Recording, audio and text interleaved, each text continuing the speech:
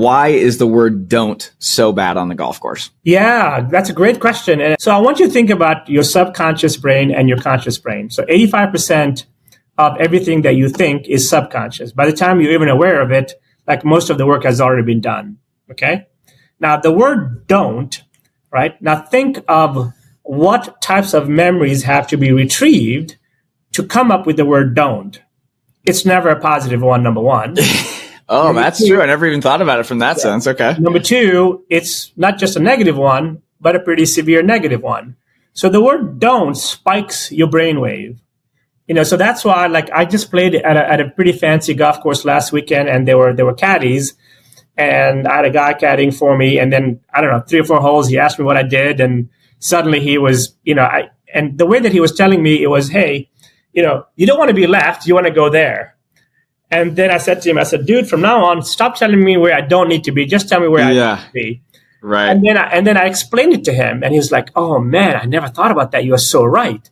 And I said, just give me a better picture of exactly where you want my ball to go. Don't even tell me, don't be short, don't be long, don't be left, don't be right.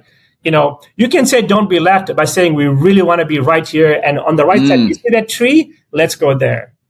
So focus on what you want more than what you don't want. Yeah. And even if you subconsciously, if the word don't just shows up in your head, like acknowledge it and say, okay, I'm going to replace it with a much more powerful visual of what I want to do.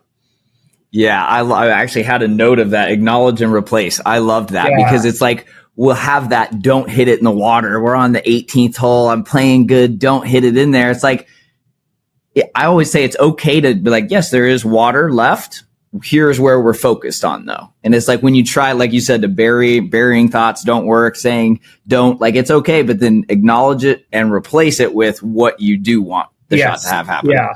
Acknowledge and replace is something I personally use personally. I use it on Zoom calls. I use it in meetings because I never know when these crazy thoughts are just going to come into my head. And instead of fighting it or burying it, I say, okay, it's there. Let me replace it with what? With something in this moment that I want to do that can allow me to bring the best version of myself out. Like, I honestly God think that the best gift we can give ourselves, and especially those that we love, is our full attention. And 100%. A big part of that is to acknowledge and replace the distracting thoughts that we have. The distracting thoughts aren't the problem. That doesn't make us flawed. It just makes us human. But to let those distracting thoughts percolate and fight them is the wrong approach. That's stealing gifts away. Acknowledge it. A lot of us try and fight those thoughts though, right? Yeah, it's like, you're not going to, it's a no-win battle. Either that or we just feel really guilty about them.